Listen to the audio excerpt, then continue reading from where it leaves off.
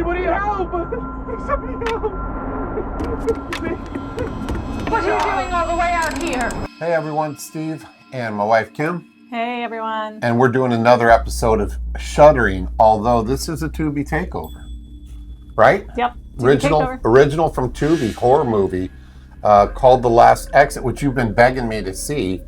And I finally did, and man, well, we're going to tell you about it. It is a good one. So that gave me the opportunity to watch it twice. Yeah. So I watched it a second time.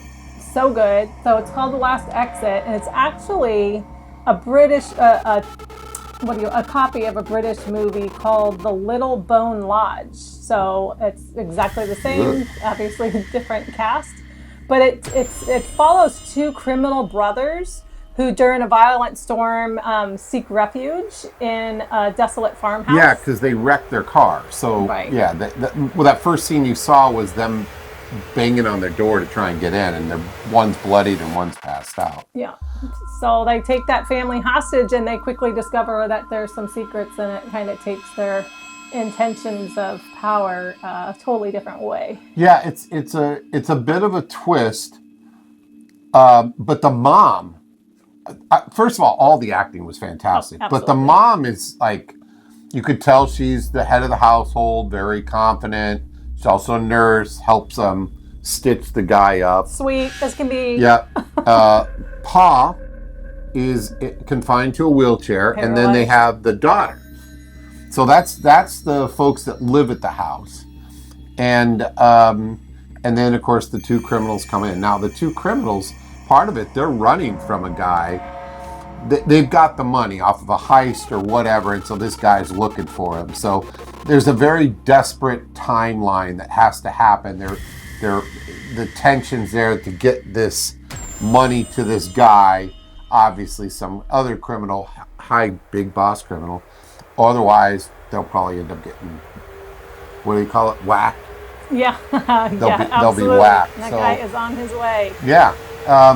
The interesting dynamic, first of all, the kid that plays the challenged kid talks the dumb daughter into opening the door after they've locked him in there. So that's where it all starts. And you can tell there's just something weird about the daughter, something weird about the mom.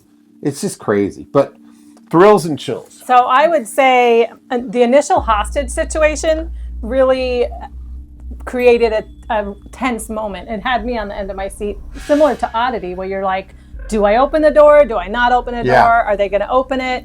And it just unfolds from there. I think the house itself was creepy. You know, it's in the middle of nowhere. It's a big farm, absolutely creepy. Great choice of location wherever they found this place. And there's nothing around. So the farm's set up to be out there for a reason, all by itself. Back to the mom, right? The thrills and chills. Yeah, like she's pulling a nurse. Rebarb. The rebarb out of his body. That really had me. Ugh. Yeah, and we both cringed. You were in your hoodie covered like this. I was completely covered. Trying to look between my fingers, knowing what was going to go on. Both times, I just could not watch that. It's just really and I'm typical on anything like a stabbing or a needle or a surgery, as we'll talk about in our other movie coming up this week called Stop Motion. But yeah, that was chilling. Listen, everything about this I thought was great. There weren't a ton of jump scares in it.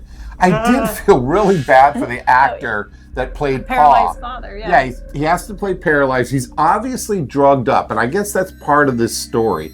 He's drugged up in a wheelchair, can't really do anything. He can look around, he can mumble a little bit, but as you find out later, there's a reason he's got all these trying issues. To communicate. Yeah. You do see the struggle of him trying to communicate throughout the whole film.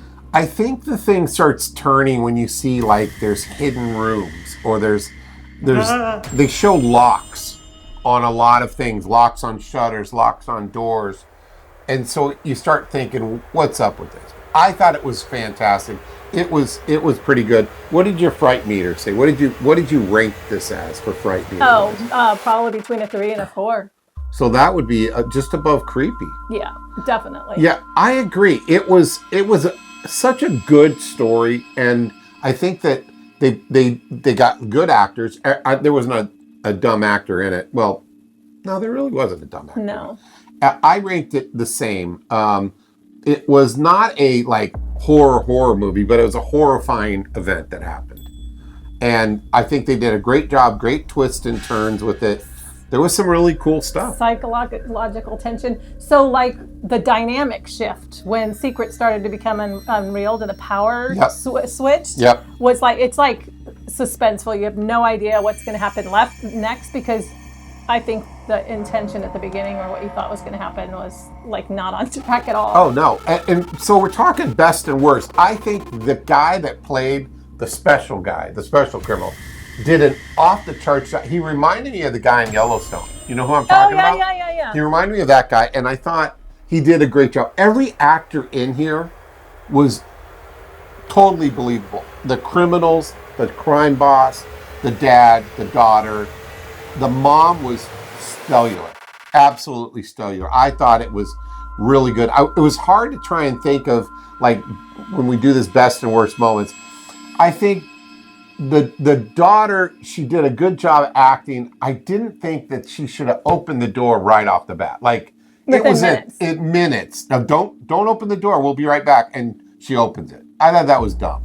But the mom changing from the sweet mom to what she really is. A flip of a switch. You were like, wow, this lady. But I think a really good, really neat story. Very creative story. Yeah, the actress that played the mom was Jolie Richardson. And I think the only other complaint I have is some of the filming was a little off. You know, we showed this shot just a minute ago where it was kind of fuzzy, and I didn't understand what they were trying to get at with that. But I think all hell breaks loose, and you find out what the real story is. Yeah, when she shoots the cop. I mean, wow. And then it starts to unravel, and I thought it was just great. We're not going to spoil all of it. We probably spoiled some of it. But what are your final thoughts on this? I think I highly recommend it, but the psychological twist just really have you on the edge of your seat, and you don't expect what happens through the movie. It was worth two times sitting through it.